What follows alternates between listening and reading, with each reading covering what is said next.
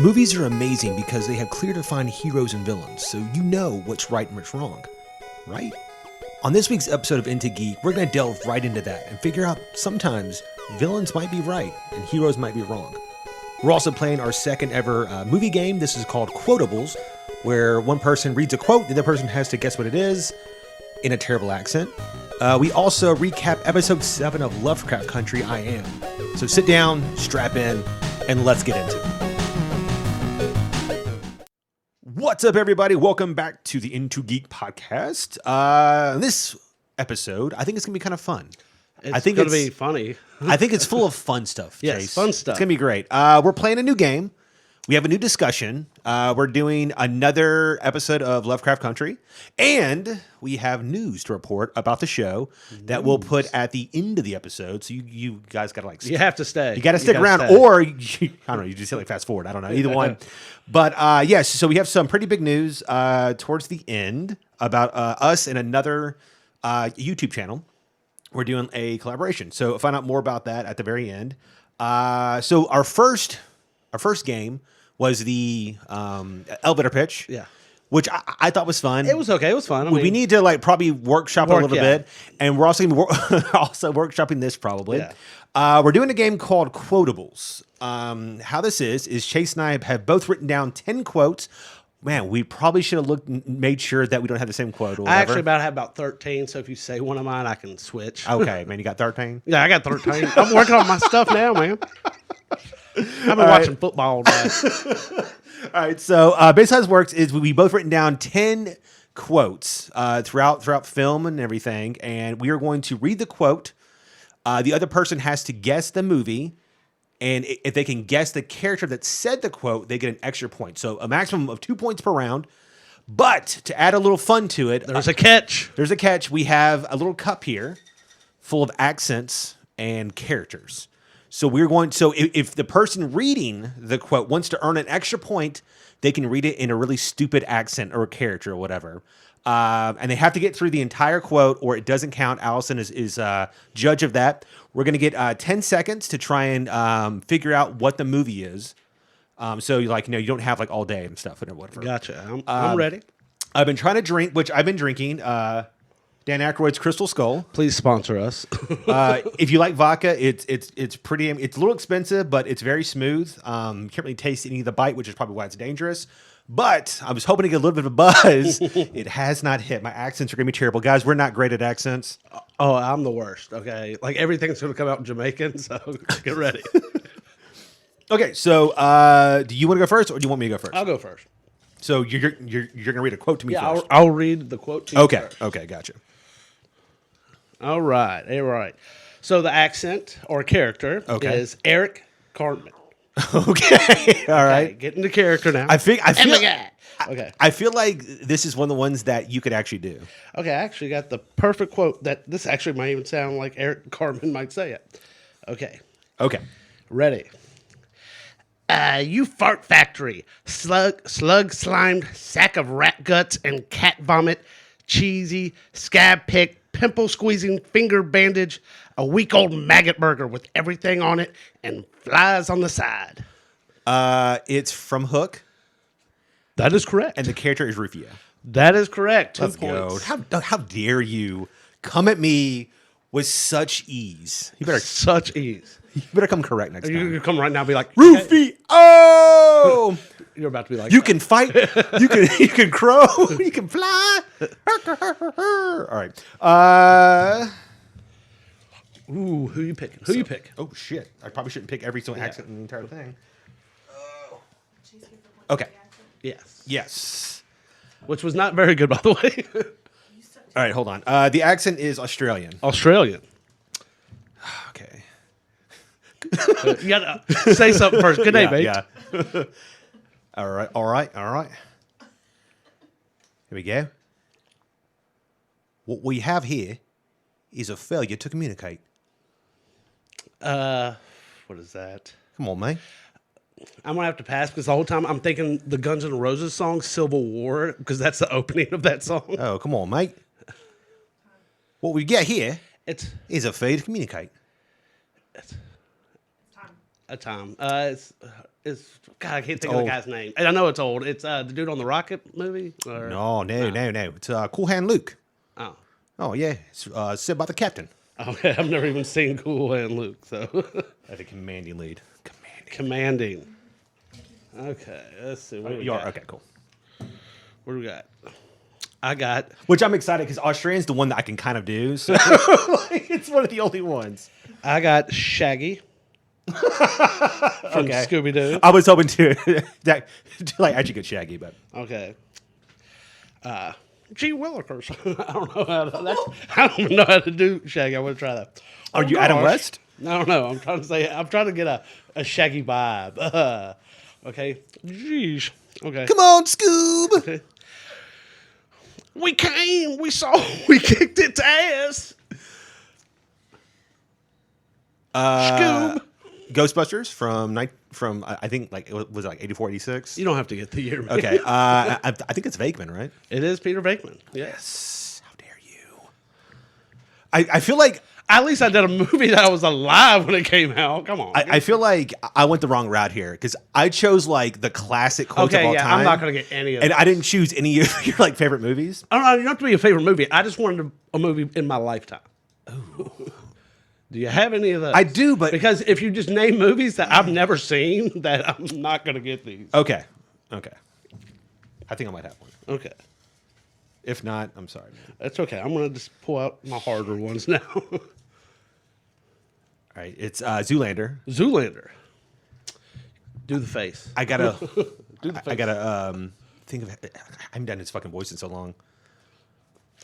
It's a house of ants.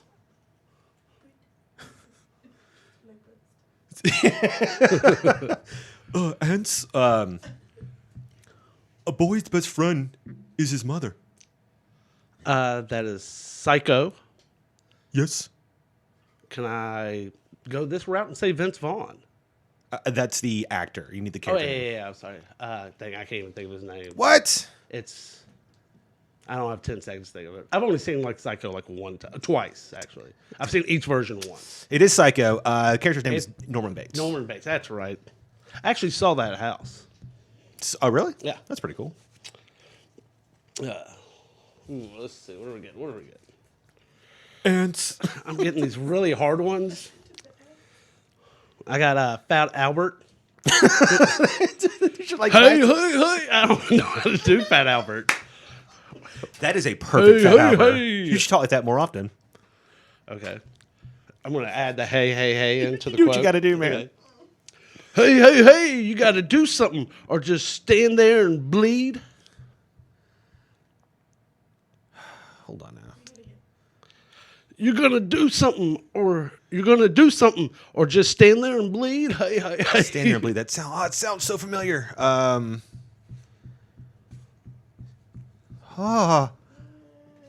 Rocky? I can't.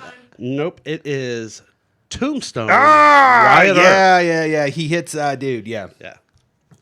That 10 seconds really comes up on you, man. Yeah, it really does. Shit. Okay. That was big for you. That was huge. Yeah. God, you're going to get all these then. All right. Mike Tyson. Mike Tyson. I pity the food. That's Mr. T. Oh, whatever. It's got a T in his name there. Yeah. All right. So we've done this one. Okay. Yeah. The greatest trick the devil ever pulled was convincing the world he didn't exist. I don't know. I can't tell. I don't know. That sounds like Mrs. Tyson. Great. I know this one. I never did a Tyson before. I'm really sorry. It's the movie. God, I can't think of the movie. Exorcist. I can't think of it. Oh my god, dude. That's The Usual Suspects. Oh, okay. Actually, Kaiser Sosa. I've seen that one time. Okay. How dare you? I tried my hardest. I've never done a Tyson before. Okay, I got Bane. Okay. Bane from The Dark Knight Rises. What's a good one for him? How about... Okay, I'll try this one. Get my Bane voice. Hello. Sometimes when you win, you really lose. And sometimes when you lose, you really win. And sometimes when you win or lose, you actually tie. And sometimes when you tie, you actually win or lose. I can't believe you Winning or losing is all one organic mechanism from which one extracts what one needs. Can you do that quote in the Bane voice as Rosie Perez? That would be great. Yeah, that's impossible. White Man Can't Jump. That is correct. Is her name Gloria? Her name is Gloria. Yeah. I know three foods with Q. Yeah. Okay. Igor. Igor.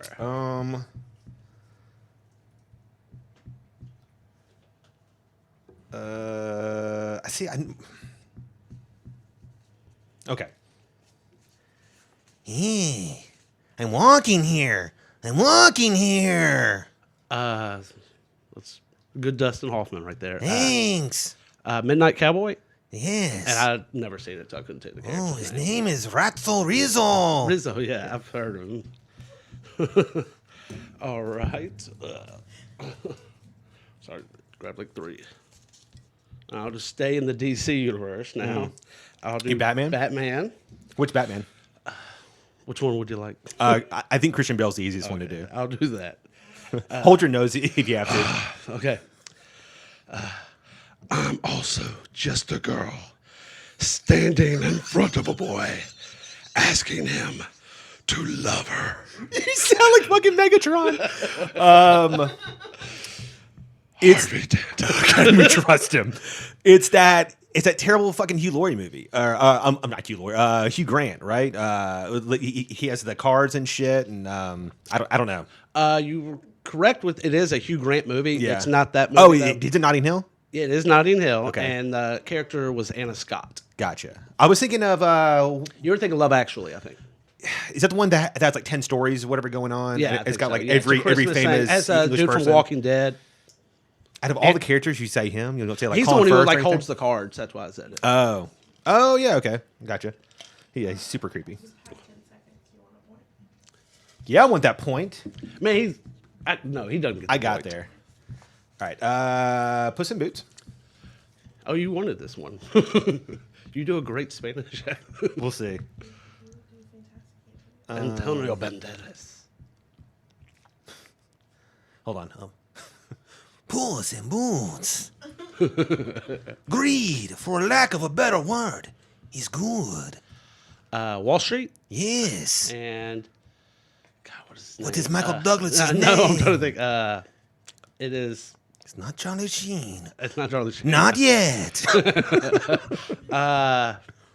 Golden Gecko. Yeah, it is. It's great.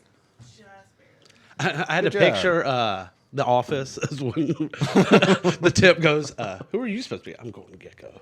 That's how I had to get his name. Because I actually never seen Wall Street.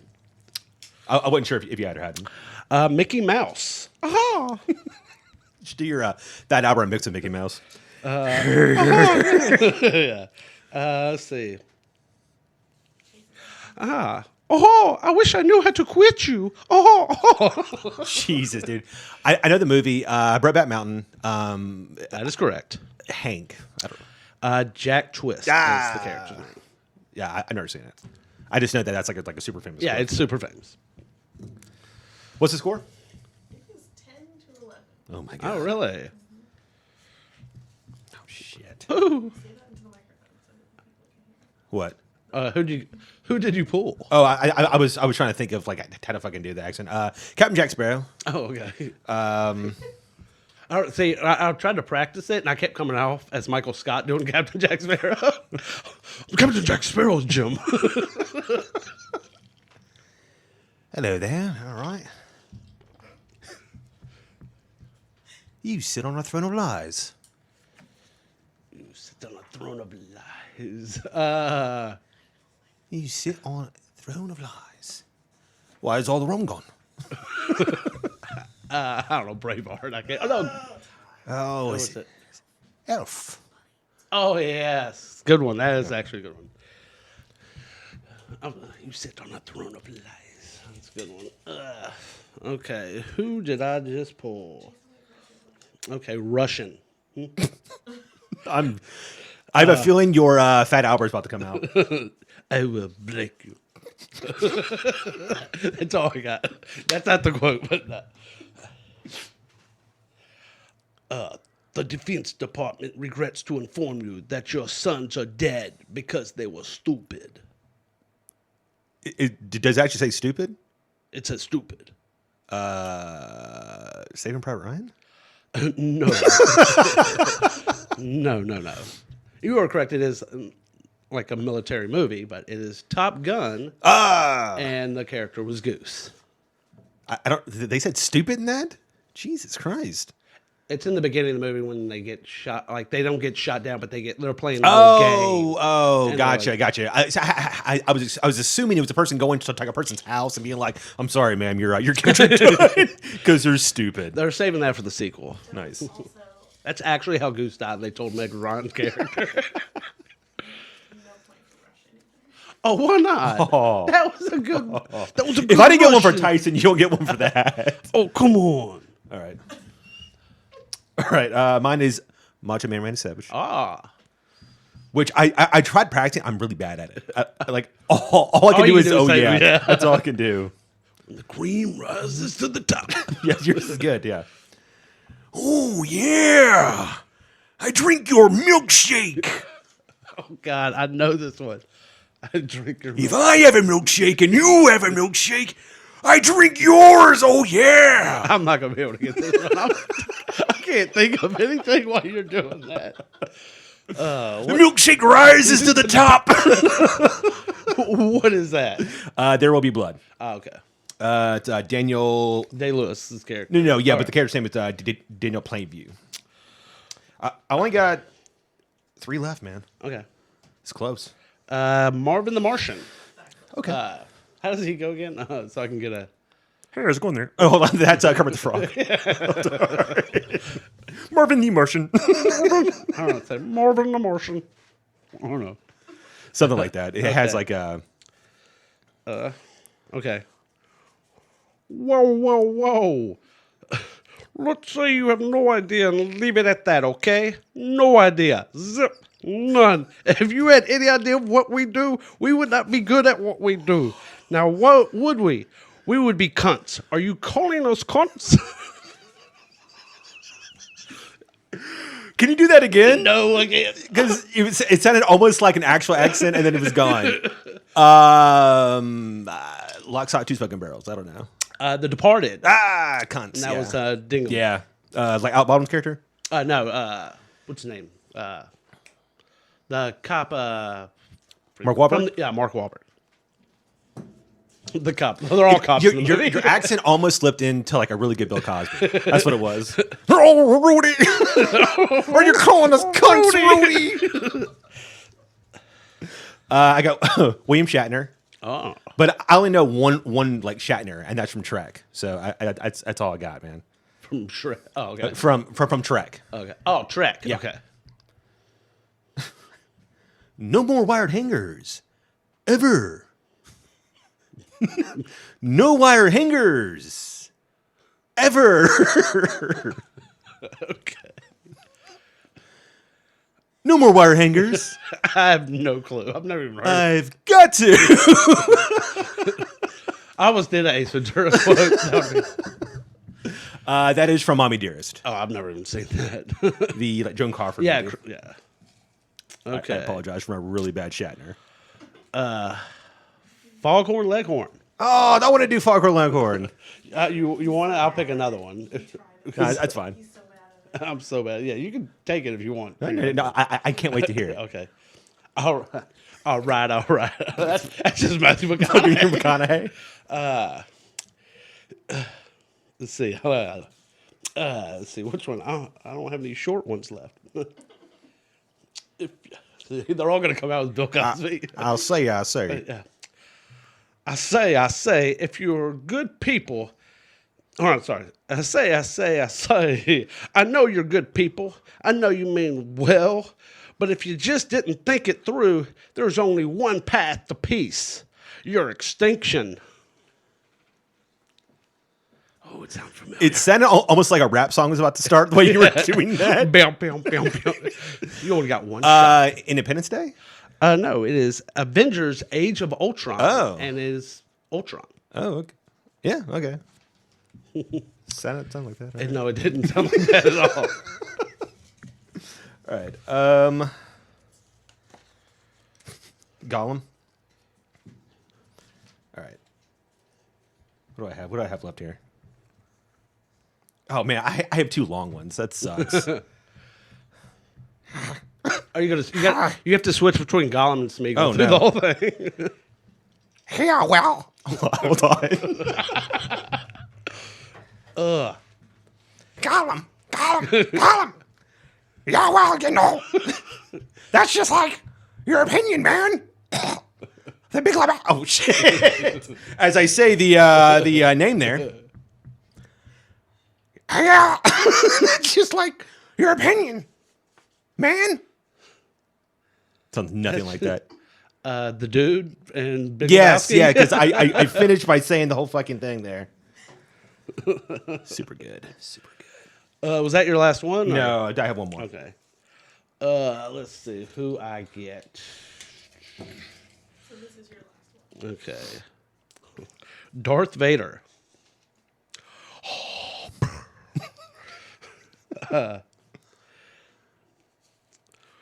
Luke. Okay. I don't know why if I cover my mouth, it makes a big difference. It's about the beatbox. You want to cut my throat.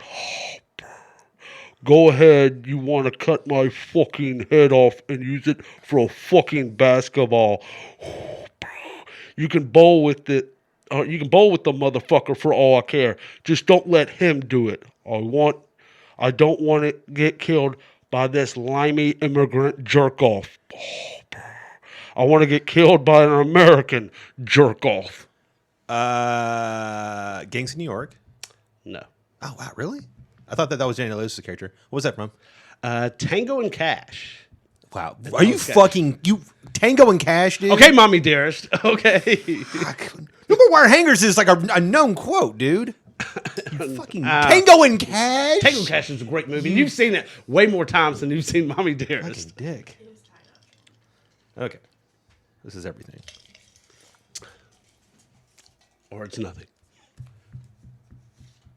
I can't do this. What is it? It's fucking Scooby Doo. No, you don't have to. You can pick Okay, another hold on. one. There's like more in there, so. Oh God. Scooby Snack. Oh, that's they all just sound the same now. Hold on, yeah. Yeah, pick another Let one. me change this up. Okay, I can maybe do this. Who you got? Goofy. Goofy, okay. Gosh. If you're nothing without the suit, then you don't deserve to wear it. If you're nothing without the suit, you don't deserve to wear it. Gosh. I saw what Minnie was wearing. It was nice. Okay, stop talking for a second. I can't remember. It sounds familiar, but I just can't. That is from Spider-Man Homecoming. Yeah. That's Tony Stark talking to him. That's a good one. Right, so I have to get this. No, you won. No, because That you. was the last one? Oh, because if he doesn't get it, Yeah. and I do the accent. and it's tied. Wait, what? He has one more. You did your accents. You got a point. Yeah, but if he does his accent, then he gets a point, and then if I don't guess the movie, then like it ends in a tie. He went first. I went first, yeah. Oh. Yeah, you won by one. All right. Yeah, so that was fun for us. That was actually I fun. don't know if anybody's actually going to find that funny, Yeah. What's the timestamp? to what? What's the timestamp so they can fast forward? I don't know. Yeah, I think that's like 12 minutes in, guys. I don't know. Just skip that. Yeah. So moving on to more movie theory. We thought it'd be fun to discuss because film is not always about it's not always black and white. Sometimes villains can seem like sympathetic to a certain degree. So we thought it'd be fun to kind of talk about two movies each where we think the villain was correct. or at least to some degree, not as bad as he's. Yes. Since you have a whole fucking diatribe over there, go ahead. So I'll go first. My first villain is Jafar from Aladdin. Almost forgot. So Aladdin 2. Yeah, from Aladdin 2. He was awful in Aladdin. Nah. So Jafar's goal in the movie is his whole motivation is not really just it's like to get the lamp. That's not his whole motivation. His whole motivation is he wants to be Sultan. Okay? You see, Jafar actually loves Aqrabah. I think so, at least. And working with the Sultan as a consultant, he's realized the Sultan is a fucking moron. Okay? Aqrabah is full of crime, poverty. There's literally like homeless kids on the streets, and obviously the Sultan does not care. These kids don't even have toys to play with. The Sultan has toys to play with, okay? We see him play with toys, and he's supposed to be running the country, okay? Or I guess the city and stuff. So Jafar sees this, and he's like, I'm not cool with it. Like, I need to, take over. Now, he could be a dick and just hypnotize him like he does in the movie, and he could run the country that way. But he cares about the Sultan to some degree. He's like, well, I'm going to get this magic lamp, and then I can wish to be Sultan. The Sultan will make them do something else and stuff, and they can live their life and stuff instead of being a freaking zombie. And I'll do that, and I'll make Aqrabah a great place. Then Aladdin comes along, who is an awful person, actually. If you read them, he's a criminal. He's a liar. Lies Jasmine all throughout the movie. He's also all he wants to do is bang her. Like when he's describing Jasmine to. Have you met Jasmine though? Yeah, she's pretty hot. She's 15, bro. Not cool. Oh no, she's 18 now. Okay, she's 18 now. She all he cares is like, oh, she's got a great smile, great eyes, beautiful hair. Like that's all he cares is her physical features. All he wants to do is bang her. He doesn't even want to be Sultan. He almost says maybe I shouldn't do this because I should not be Sultan. Jafar knows Aladdin should not be Sultan, like completely. So Jafar ends up getting the lamp. Now, would you say like, okay, yeah, maybe he got a little power hungry. He was like, hey, I want to be a sorcerer. Hey, he had to be a sorcerer because Jasmine's been such a bitch. I'm saying it that she's really messed up the city, and like all the other princes around are going to go to war with Aqrabah because she's embarrassed them all. So he's like, I got to be a sorcerer also to protect all these people and stuff like that. So pretty much, I think Jafar has legitimate claim. Like what his goal was, his whole thing was, I want to be, Sultan because the Sultan there is a moron. He's got a snobby daughter who treats other like royalty like crap and likes homeless guy on the street who can't run the country, who would be the future Sultan. So okay, so I'm gonna play devil's advocate. Okay.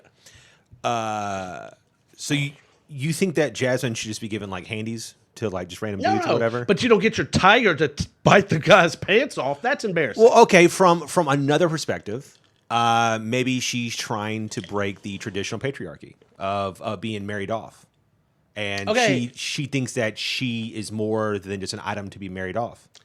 Okay, I understand that, but do you understand? I do understand that, but the problem is you have to like the person you marry is running the city and stuff. Like they become Sultan, so it's an important job. You like if you want to be married off, go leave the city, go somewhere else, go do that because we need someone. Because obviously, the Sultan has Alzheimer's or something like that because he's going senile, and we need someone else. Jafar has other motivations as well. He also wants to bang Jasmine. No, he only does that. No, he only does that at some point once the lamp is gone and he can't wish it. It wasn't even his idea. It was his parents' idea. What if you marry? He had no idea of wanting to bang Jasmine until the parent. So he's good. And then he was like, you know what? I'm down. Oh, he's like, I got to marry her because I can't wish it. I'm not going to hypnotize the guy forever. So I'll just marry the daughter. I'll be Sultan. I can get the homeless kids off the street, get rid of the crime. He doesn't want to get the homeless kids off the street. He loves them kids. I saw it in his eyes. I don't know, man. That one's kind of shaky. I agree. The Sultan is a buffoon. Yes. But it also looks as if Jafar has been controlling him for a long time. And not just like here and there. And he wants to get the lamp so he doesn't have to do it anymore. He wants to get the lamp so he can be like in total power. Yeah, he wants to be Sultan. He was going to wish. That's his first wish. He was like, I want to be But Sultan. why would you want somebody in power that willfully takes over other people's minds and stuff and uses others to get what he wants? If he's better for it, Is he better for it? we'll never know because Aladdin's a bitch. Okay. Which in like the sequels too, you find out that Aladdin's an awful sultan, by the way. So, boom. But he's only sultan because he has to be. Because he doesn't have to be. He doesn't He have does to. because he's married to Jasmine. No, he could have so just gets banged that her and job. left like with the original He's a good plan guy. was. How dare you? Okay, my first, I think, is a pretty traditional one that has been talked about for a long time. I thought we'd go ahead and get one of the stereotypical ones out of the way. Okay. Roy Batty from Blade Runner, Okay. played by Rutger Hauer. He is, I forget exactly which number of replicant that he is. He was this creation created for the sole purpose of servitude, with a short lifespan, which in itself seems cruel. And at a certain point, these androids, which in the movie I guess are called replicants, Yeah, replicants. Yeah. kind of almost get like a self-awareness and their own consciousness, and they begin to have wants and needs, and they begin to understand their own mortality, and that they begin to get like these human emotions. And in turn, it affects their natural programming, which makes them violent. So Harrison Ford is this Blade Runner, and so he goes around and he retires these people, and that's just code word for he runs around the streets and shoots them and kills them. Roy Batty is in the film painted as this rogue replicant who's getting other Series 4s, I think, or whatever, together, and they don't know for what exactly. And in fact, it never talks about it because Roy Batty doesn't have some kind of like evil plot. He just wants to live. His entire thing is he's trying to find a way to extend his life and to not have to live as a slave his entire life, which I think we as just people can fully like understand that. So much so at the end when it's this big like climactic fight, it's not like Harrison Ford killing him. It's not some kind of crazy duel. Harrison Ford falls off of a roof and Roy saves him, and then he dies in the rain. And like so in this last moment, he shows more humanity than like Harrison Ford shows. I think he's a very sympathetic character. He does kill his original creator when he goes there trying to find answers in terms of like, why did you make me if I was just going to have an entire life of just pain? And enraged because he finds out that he doesn't have any other way to actually live or anything at that point. That there's no way to actually extend his life. And this is also one of Ridley Scott's really great creative moments, because this film has been talked about in terms of its endings and its overall ambitious ambiguity and everything, whatever. And so I think Roy's a really great character that he's painted as this antagonist, but he's not really that. Okay. That's kind of interesting. I've heard of that one before and stuff. And he's a bad guy, but he's not like a bad guy. I understand. He's just trying to survive. Yeah. It's like Tyrannosaurus Rex in Jurassic Park. Like, they're just trying to survive. He's just trying to. Someone created them. They're just trying to live. He's eating lawyers off toilets, What's your next one? And it better come harder than Jafar. Okay. Stan Gable, Revenge of the Nerds. As soon as you sat down and he said, "Oh, this is just a joke," that's my Chase voice. Hey, yeah, it's just whatever. I said, "Is it fucking nerds?" But you didn't hear me. Go ahead. I don't know. Okay. I already agree, but yeah. Go ahead. So Stan Gable, Revenge of the Nerds, goes to Adams College. Not Lewis. Hold on. What? Is Anthony Edwards Lewis? Anthony Edwards is Lewis. The other guy is what's his name? Skolnick. It's Louis Skolnick and. Is that Stan? No. Okay, Stan Gable I'm is the sorry, one I'm Ted sorry, McKinney whatever plays. I'm saying so he's president of the Alpha Betas, the Greek Council. At the beginning of the movie, Stan and his Alpha Beta buddies, the football players, they have a party. Their house gets burned down. Hey, stuff happens. Okay. Shit happens. That's not that big of a deal. So they football teams, if y'all know anything about colleges, make so much money. They support almost so many other programs the school does. At the beginning of the movie, you find Lewis and them talking about how the school has a really good computer thing. The football team pays for that, probably. They make so much money. So they make, when their house burns down, they're like, okay, we're going to put the freshmen in the gym, and and we're going to put the football players in the freshman dorm. Everything's fine, stuff like that. But then, which one? So, like, everything's fine. And the football team, like, all they do is really, they just call them nerds. That's their big thing. Nerds! Yes. Hey, nerds, sticks and stones, my friend, okay? Just let it go, okay? They're across the street. They're like, nerds. Okay, just keep walking like they do. So my big thing is the worst thing he does is they kind of trash the house. After a while, the freshmen get together. They're nerds. They get a house. They make a fraternity. Lambda. Didn't they take their house? What? The jocks? They took the freshman dorm because their house burned down. So like they go in and they destroy their house. Now there's reasons why they did that. Okay, first of all, the nerds break into a sorority house, have a panty raid, and place cameras all over the girls' rooms and watch them get naked and shower. That's not illegal. Okay, you can't do that. Okay, I call you a nerd, or I can like violate your privacy. Awesome. One of the nerds pretends to be Stan Gable and rapes his girlfriend. He goes down on her. I mean, that's just, come on. No, he rapes That's her. just passing Okay, the buck, you know? That's not cool. Okay. The nerds take nude pictures and sell them at a charity, okay, of Stan's girlfriend with whipped cream and stuff like that, without her permission. Yeah. Okay. The nerds, they cheat in the Olympics. They get make crazy javelins and stuff. I mean, it just fits his wrist better. He just he's got that floppy wrist. Okay. And they're just really, the nerds are just not good people. They couldn't get dates to their own dance. Okay. And one of them's like, hey, I've been combing the high schools all day looking for girls. Okay. Okay. They're college guys going to high schools trying to pick up girls. Not good. They say crazy things like "we've got Bush" and "oh hair pie." That's not good. It's not good stuff to say. You can't talk to women like that. It's not great. And they do a lot of illegal drugs. I mean, it was the 80s. Who doesn't? True. I'll give you that. They literally put liquid heat into the football players' jock straps, okay, causing physical pain to them, okay? The football players aren't doing anything like that to them. Stan, leader, president, the fraternity council doesn't do anything. That they finally, after the nerds do all this awful stuff, they destroy. We're going to destroy their house. We need to get the nerds off campus. They should be kicked out of school and expelled and possibly arrested. Okay, Stan is the hero. So, I mean, I don't know.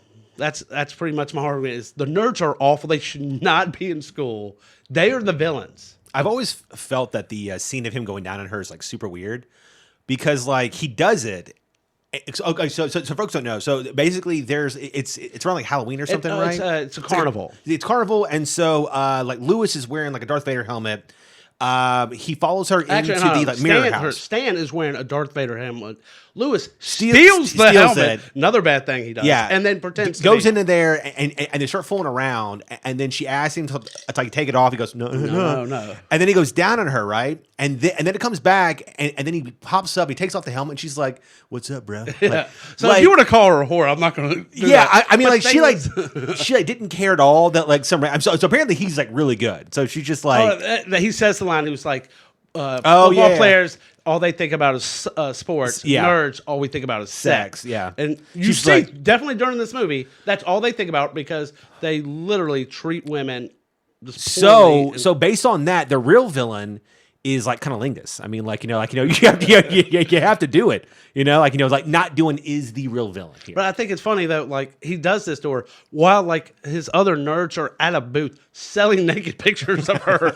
Okay, the nerds are. Yeah, no, I agree. But I mean, to be fair, if you go back to almost any '80s movie, it's pretty terrible. Because the shit back then that was acceptable on screen. Usually it's the jocks. Oh no, I agree. Yeah. And this time it's really the nerds that are terrible. I mean, I'm not saying you're wrong and these guys are not fucking terrible people. It's just it was different standards, I guess, or whatever, I mean, it was a Porky's world. Okay, it was a Porky's world. So, it was a put your dick in random holes world, whatever. Yeah. Okay, so that one's better than your first. Okay. That one, I'm entirely on board with. All right, so my next one's I feel like a little controversial. Oh, okay. So I'm gonna have to like really sell it. My second villain that I think has some merit and that should be correct. The government in the X-Men franchise. So we are sold that the evil government is trying to lock up and take mutants and have them registered and it's against their rights as people and right? No, just curiosity. Is this there's non-X-Men movies or whatever? Like, is this just that first X-Men? First movie, yeah, Okay, it's first movie. So and it's kind of built on this whole principle that like Magneto builds his entire manifesto on the idea that he was a Jew in like Nazi Germany and he was held like in Auschwitz and everything. And so it kind of paints this picture that now America is this new Nazi and they are treating all these people like the new, evil, Jewish people and stuff, right? The problem there is that the Germans had this terrible systematic view that the Jewish community are less than them based on blood and and hair, and race and stuff, whatever. And so they're trying to just create this mass genocide, while the American government is afraid of these people that are walking fucking nuclear weapons. There's a huge fucking difference in a person hating somebody based on race or looks or religion or something like that, however, and out of pure fear that their eyes could shoot laser beams out of them and fucking kill an entire block. So I agree that these people need to be in some kind of way put in check so that we're not in constant fear. I mean, currently in our society, people are afraid of people carrying fucking firearms. Could you imagine being in a world where you take your wife and your daughter to the mall and some kid goes through puberty looking at a girl and then he fucking vomits acid on your child? That's fucking, it's insane. Who wants to live in a world like that? I mean, I'm in no way saying that these people should be rounded up and put into fucking camps, but they should not be trained in a pseudo fucking military style school and then sent out to then create more fucking damage. There's no good. The X-Men don't do anything fucking good. Okay, I'm a little confused. Okay. Who's the villain you're talking about? Mutants in general. So you're saying okay. I thought you were saying the U.S. government, you started with the U.S. government No. was the bad guy, and you're trying to make them the good guy. Yeah. So I'm saying is the American government is fucking vilified because they want to have fucking restraint. And I agree with them. There should be fucking restraint. I mean, you can't just have people across the fucking street that can phase through things and come in your house. I mean, people already are fucking terrible. Imagine if people had the ability to act like fucking gods and not be put in check ever. So the government coming out with sentinels and things like that and stuff, whatever, are fucking deterrents to keep us safe from the crazy fucking mutant fucking villains living in the sewers and on the fucking moon. I mean, fuck, Magneto rips the goddamn Golden Gate Bridge just up. I mean, that's scary as shit. And so he he even says that to Pyro that to ants, you're a god. He views us as fucking ants because we are in power in comparison. That he literally. So are you? So, I mean, the problem I'm having with your argument is, we know Magneto's the villain. Mm-hmm. Okay. You're trying to tell us Professor X is the villain. I'm just saying that the government, in the movie, Joe Kelly, whatever, is this big fucking proponent in trying to create an actual fucking mutant registration. And he's right. He's fucking correct. But Charles Xavier goes to Congress, and he's talking about at my school I'm teaching them how to have restraint and whatever. I don't care what he's teaching them. He's also teaching them how to fucking fight crime and shit secretly. Okay, to kind of go against that. Sure, I go think ahead. the problem is if you tell people have guns, okay? Mm-hmm. If you try to take away their guns, it comes to war. You can't do that. Okay. But the difference is, if you have a gun and I'm scared, I can go buy a gun too, right? And then both of us have guns. If you can turn into a goddamn 80-foot fucking Godzilla monster. What the fuck am I gonna do? But what you do is you have to go find a good Godzilla monster called the ex-Godzilla Monster Men. That's the fucking problem here. Or, I don't understand what you're saying. Round them up. Round them up. See, the thing is, Round them then up. they win. Good.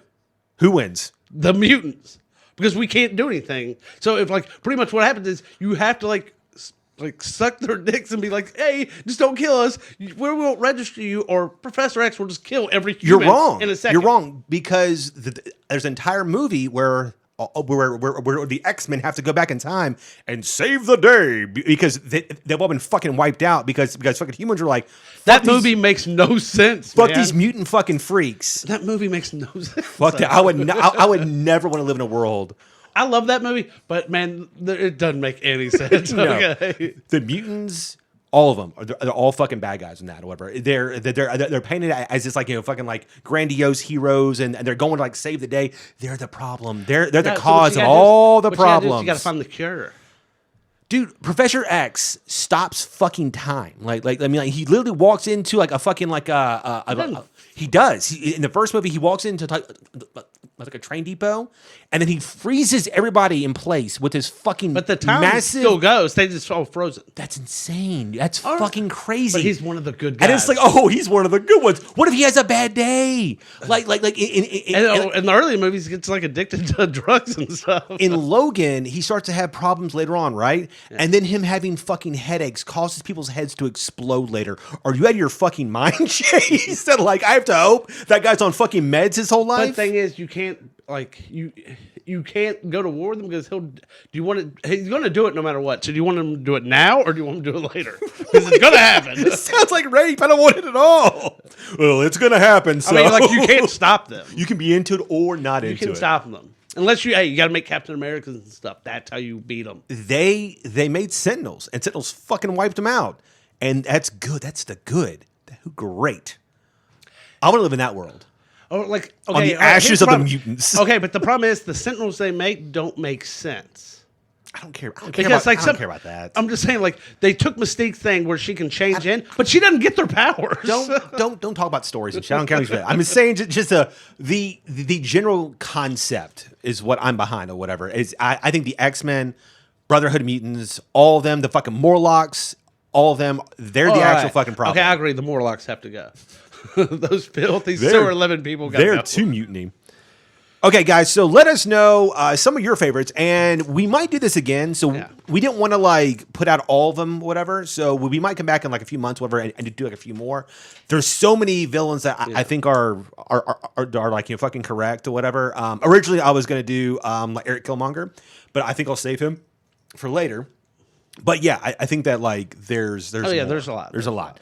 So we're gonna go into episode 7. Okay. Of Lovecraft Country. Ooh. What you think? Okay, this is what I honestly thought. I feel like it was wasted on me.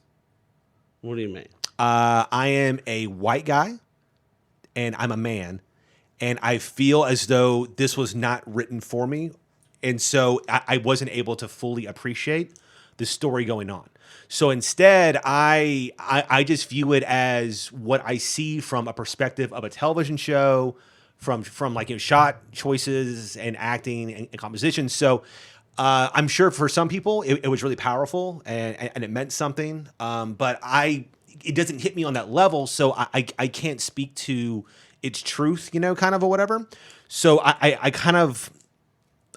feel like my review isn't full because like I can't give an actual full representation of what this show was trying to say.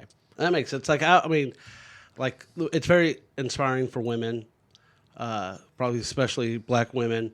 I will say though, like as a male and stuff, like when you watch anything like this, and you have to just listen and like, you got to feel like George in this episode and like oh man, good old George. Yeah, I missed him. Yeah.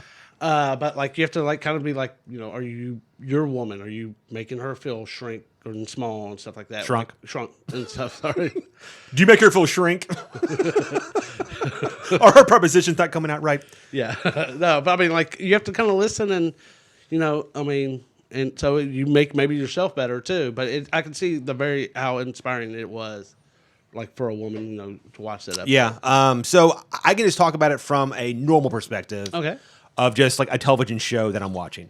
So we find out that Hippolyta figures out the Ori, and she does so because she's like amazing at science or whatever, and so she basically figures out that the planets need to be off their axis, and then you spin it a certain way, and then a key pops out, and then it has this very like cryptic message and then coordinates, right? And so she decides to go on this trip.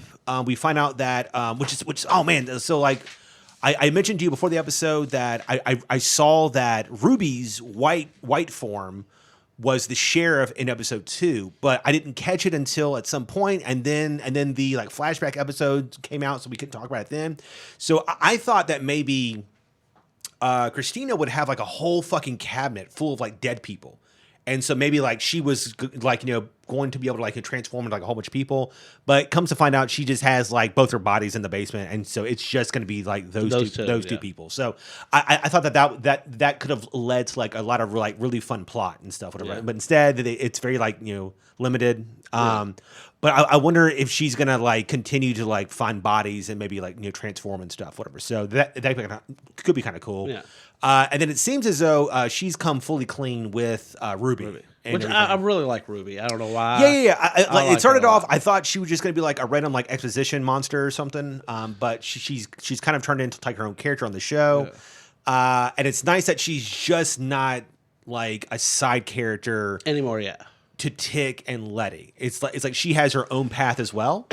And I think the show as a whole has done a good job at that, at finding ways for everybody to kind of like stand out and stuff or whatever. Because we also get to a point where Letty and Tick go see his dad, and he finds out that he's gay or whatever, and he doesn't take it very well. And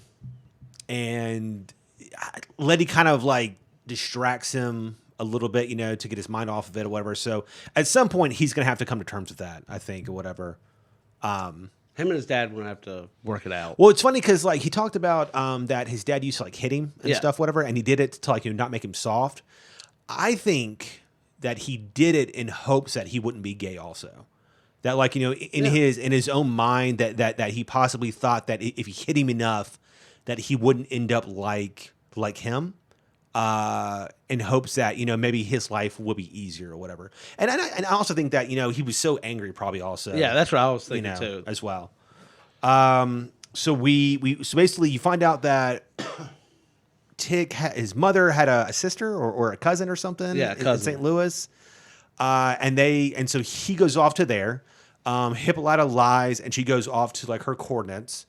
Interesting thing about that. So when she's on her way there, she passes by the motorist, the motorcycle girl. Mm-hmm. So that's actually was supposed to be Bessie Springfield, who's like this famous African American lady who traveled on her Harley Davidson across country. Oh, cool. So I thought that was kind of like they threw her in there. It's like a little nod, and I thought that was kind of cool. She's like supposedly I don't know much about her, but I never heard of her. Yeah, so she's a famous African lady who like literally went from coast to coast and stuff, like on a number of trips and stuff around the United States on a Harley. Gotcha. Cool. So that's kind of cool. So then something kind of interesting earlier though was that Letty has the same nightmare that Tick had 2 episodes ago, where he's basically chasing his great grandmother out of the estate. It's on fire, and then it looks as though he's trying to talk to her, and she has the book of names under her arm, and then he catches fire. But in this instance, Letty chases her out of the house, and her stomach begins to catch fire, which to me was like, okay, so she's obviously pregnant. Yeah, she's preggo. And I think that the fire has something to do with Tick's bloodline.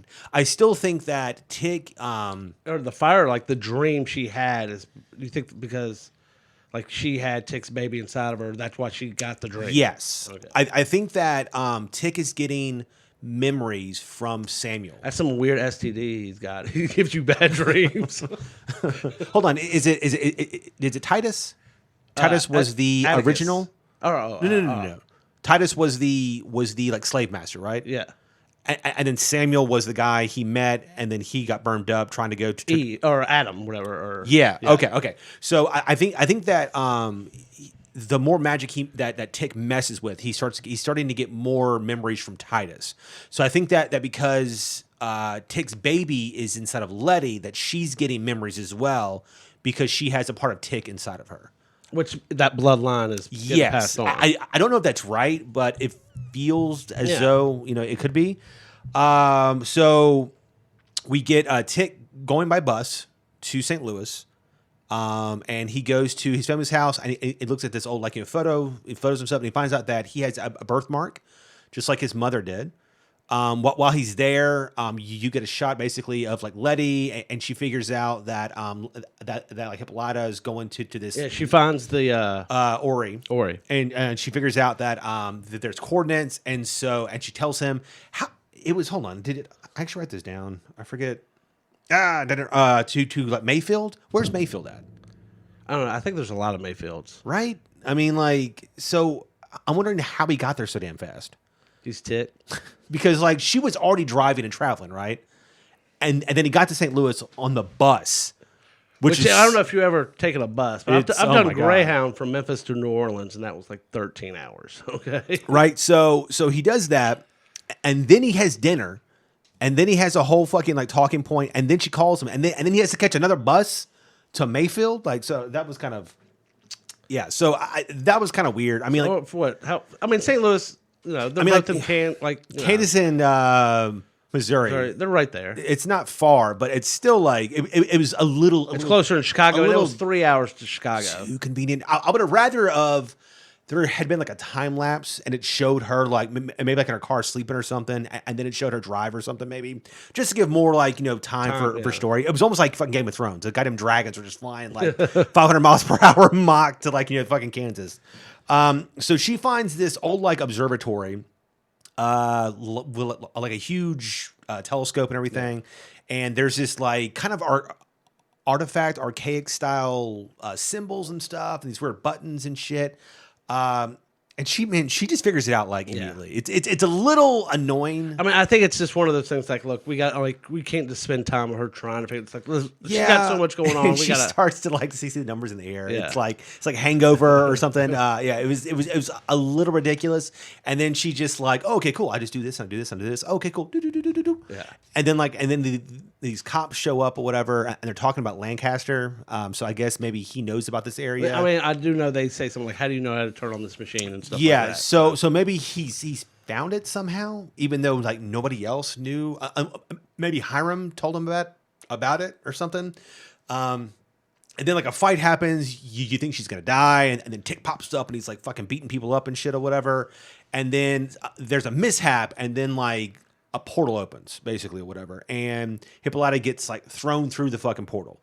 And it's this like cosmic level journey of her from there to this other planet. She ends up in this weird space station. It looks almost like it's very white. It's very like 2001 Space Odyssey. I will say that was kind of cool. Like, it had a 70s futuristic vibe to it, or 50s or 60s, whatever. This is where this concept of what would be futuristic there, even though like nowadays like it looks really fucking old and shit. Like if you currently go back and watch any movie from like the 70s or 80s, it's very like analog. It's very like radial, huge buttons and blinking lights and stuff, whatever. So I like that they kept that style going and stuff. It was cool. It fit. So then we meet this other character, and you don't know if she's an alien or what she is. She looks almost robotic, and She's got a killer fro, man. The one thing that like really annoyed me was that like Hippolyta immediately figured out everything. Yeah. Like, I mean, like there's no moment of her to be like in awe that she's on a fucking space station when she lives in 1950. She's just like, oh, this is just my life now. Like she doesn't freak out. She doesn't do anything. She just immediately starts. I mean, honestly, she wakes up naked and she's like just cool with it. Like I wouldn't be cool with that. I'd be like, oh my God, like I'm putting on, like I'm covering up. All right. Yeah. I mean, she just, I don't know. So like that, and then she starts like taking these puzzle pieces, and she's like talking about like, oh, okay, these calculations, and then it rips a panel off a wall with this technology she's never seen in her life. She's like, if I just take these cords out and these cords, the door's gonna open. Like, what the? You've never seen this type of door before in your entire fucking life. I mean, like, I fully understand because they don't have the time to set up her being in awe and a whole arc of her on this ship and her like figuring out slowly what's going on. And then we find out that like it's been months and she's like slowly learning things or whatever. So they have to rush everything to get her story out of the way, kind of, And so it's unfortunate because I feel like if that was a whole arc on its own, on her, like for like episodes, let's say 5, 6, 7, 8, it's her on the station or whatever, that could have been more powerful. But they have to rush everything because that stupid fucking flashback episode for no fucking reason. And then we kind of find out that she can go through time, kind of. Yeah, she goes through time and like she can be almost whoever she wants though. Like she could say, I want to be Josephine Baker, but she said she wants to be in Paris dancing on stage with Josephine Baker. So she becomes like one of her backup dancers and stuff. And then she gets to live a life of freedom in France. And so she's dancing and doing drugs and drinking and stuff, whatever. That's freedom, baby. And then her having freedom angers her, and so then she's transporting, I guess, like somewhere like in North Africa maybe or something at some point in time. Even though the soldiers attacking looked like I don't know that Confederate also, soldiers. Like, I mean, it was fine if they all just had like weapons, but like. They all had guns and they just ran straight up. I was like, that's how we won is because we sat back and shot. That was my first thought. I was like, why wouldn't they just fucking shoot He literally like ran right up on her and then tried to shoot her. Yeah. I mean, like, it was like that. At the very beginning when I was saying like I could only watch this as a person who watches film and whatever, this is some of the worst choreography I've ever seen in my fucking life. Like the scene of her training is like I'm watching like an Out for Blood, Steven Seagal fucking like slow punch. It's just like it's so like telegraphed in terms of them doing things. It's so fucking just like a children learning how to dance. It was not good. But I don't think it was about that. It wasn't. It wasn't about action. It wasn't about choreography. Whatever. It's about other things. But I agree that they should have just fucking. Also considering that there's like 10,000 of them. And there's fucking 9 of them. I mean, they could just like shot them or whatever. But it's not about that. So basically, then she goes from there to George, and she's having this very serene, like real moment with him, explaining that like all these things that like she's been mad about, but hasn't had the courage to tell him because she also like tells him everything. Yeah, well, yeah, about her dreams and stuff. Yeah. Well, I would say dreams, but like her traveling and stuff, whatever. And like I don't know if she ever tells him like you're dead and I've come back in time to you and stuff. But like I don't know, it's kind of, I mean that scene was kind of crazy. It was good to see George though. I like George a lot. I can't believe they killed him off. Yeah. So. And then it's basically her explaining why she's mad and upset about things. And then George does it. And George basically shows why she married him, which is like, he's this like genuinely fucking good guy. And he loves her for her mind and stuff like that, whatever. And, and so he apologizes for not letting her explore more. Because like there's a scene like in the first episode where she wants to go on the trip with exactly. him. Yeah. And he's very like, no, it's not safe or whatever. And so he's so scared of her being hurt that he's hurting her in other ways, And so it's good for her to like see his moral recognition of his faults and these transgressions and stuff, whatever, and that even though he loved her beyond anything, he still hurt her in ways that he didn't like understand or whatever. Say like when that scene first was going on, for a second, because he says the line, and you wanted to come back and be George's wife. Yeah, I thought it was something like, and then she stopped, and that's when she realized everything. And I thought, like for a second, I thought she was realizing this was all fake. Fake, yeah. That's what I thought, because like I never said that, and that's the exact words I said to come here. So I thought it was going to be like this is all fake. No, I'm not actually. I think that she fully understood that. It was all like this weird science thing. It's like many worlds or something. They kept saying a number of times like there's many worlds or something. I don't know where they're going with it. So basically, she then finds out what's going on. She comes back. She talks to this alien being or whatever. They don't say the name or anything. And she offers her a spot to be as they are, to be these like omnipotent Sentinel beings, cosmic whatever. people, whatever, to just travel around like and do whatever and go throughout time.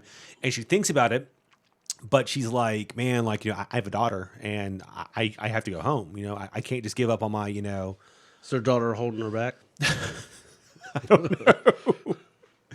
D better make her feel better later, though. So then so we assume she's trying to come back, but it cuts really quick to Tick back in the room, and the portal closes, and then Tick hits the ground. So it's like you don't really know if Tick. I thought Tick got sucked in too. Yeah. So we didn't see that though. Yeah. So we don't know if Tick also got sucked in. And they spat him back out. And then maybe he found his way back also. But as he gets up, he's trying to figure out this weird fucking contraption.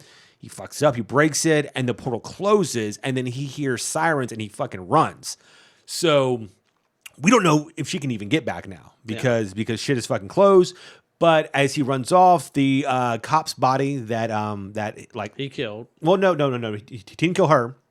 Hippolytus shot him. Oh yeah. And then he fell on her comic book that has like Dee's name on it or whatever. So I guess somehow in Mayfield they're gonna find Dee's name and assumed They're gonna use the internet. yeah, and then travel to fucking Chicago, fucking like forever away, and find her there or whatever. Apparently. That's actually I didn't think about that. Yeah, I was like, come on, I was man. like, yeah, it's it's like there's only one D. There's only one D There's Freeman? only one D Freeman. in the whole world. Yeah, so I thought Maybe that the was a comic little- takes place in Chicago. maybe it has like her address on it or something. I mean, it has to She have stamped it. Yeah, there has to be something fucking like really like incriminating there. I mean, like She's got her school picture in there. her fucking dad's business and stuff is in it. Yeah, so I thought this was a good way to get back in it because the last episode really took me out. Because I agree, I didn't see the purpose of the last episode, but I mean, That's like it should have been a quarter of an episode.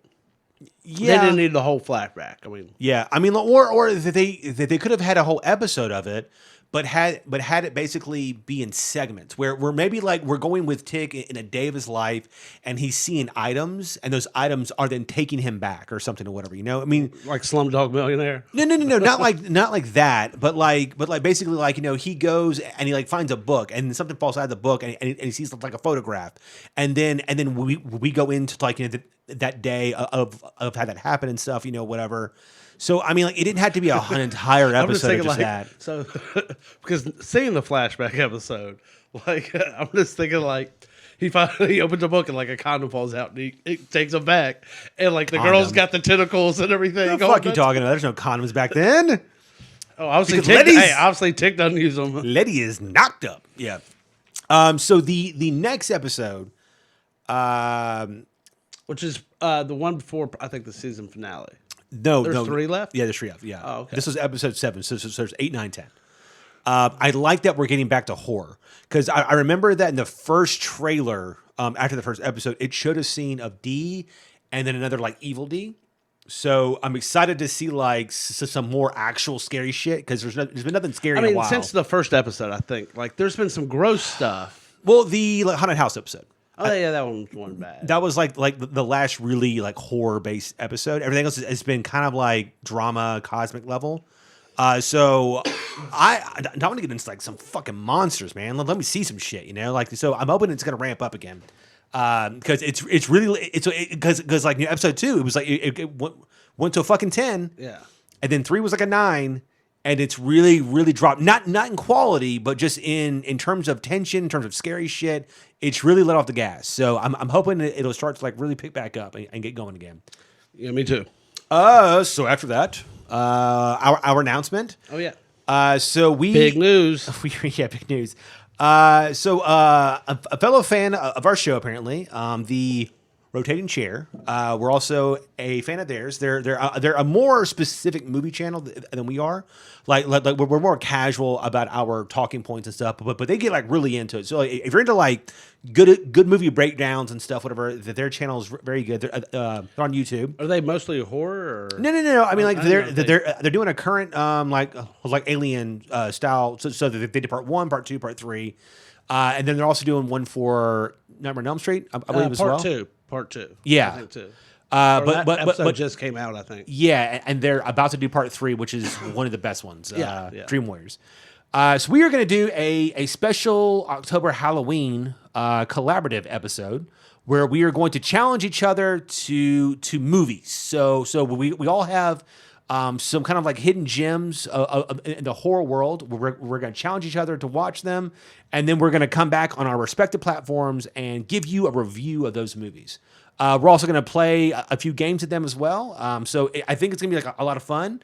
We've met them a few times. They seem like pretty cool dudes or whatever. Nice guys. Also, Allison, the like hidden producer who you can't see, I'm just doing this over there. Will actually be on as well. So if you ever want to hear any of her opinions or anything like that, she'll be on there as well. So that'll be an extra special episode that will be specific to YouTube. And then, but then our review will be on our normal show. Yes. Also, next month is going to be all Halloween, all horror based stuff. I'm a huge fan of Halloween horror movies or whatever, so I'm super fucking excited. Our next episode of the first of the month is going to be all about cursed movie productions. So that'll be a lot of fun. Yeah, that's pretty a lot of like fun, like research, talking and stuff, whatever. I'm also going to do my favorite 31 horror movies. These will not be the greatest movies of all time. They're just my personal favorite films, which I will release in a 4-part series, counting down to 1. And then I might do like a top 10 on the podcast, but there will be 4 videos from 31 to 1. So you can check those out. Let me know if I'm wrong or whatever. I'm not. You're wrong. But it's going to be great. It's going to be great. Like Casper is easily top 10. So Casper? He's in there, dude. He's the friendly ghost. He's a dead child. And nobody cares. So do you have a lot of Stephen King on your list? Movies? Yeah. I know. They're different. Sleepwalkers? Yeah, right. Maybe Misery, but see, like, I have a very specific horror kind of like checklist. I really need it to be like, he has to hit a genre, because I'm kind of in that camp that I don't think that Silence of the Lambs is a horror movie. It's more of a thriller. That's what I think. I think it has to have some kind of slasher element or supernatural element for it to actually be a real horror movie. Silence of the Lambs is an amazing film. It's one of my favorites, but it's more of a thriller with like this really cool, like, intelligent take on the genre or whatever. So I don't view it as actual horror film, whatever. But like it's like it was 7 or something. I mean like I don't view 7. 7. I mean, some people were kind of scared, but you don't actually see him really kill people that much and like at all. What's 7. In the box? So good. It's so good. 7's still so good. Guys, yeah, thank you all so much. Please join us next. Jesus. Join us next week, you will. Yes, leave a comment and tell us which impression was your favorite. Mine was the Fat Albert, it was. Hey guys, thank you so much. As always, you can follow us Facebook, Instagram at Into Geek Podcast, Twitter at Into Geek. So let us know, man. Stop hiding from us. You know? Yes. Tell some stuff, you know. Tell us to stop if you want us to do that too. Just tell us something. All right, guys. So thank you for listening. As always, we will. Wow, that didn't come out right at all. Do it in an accent. As always, come back next week. Thank you so much, guys. See ya.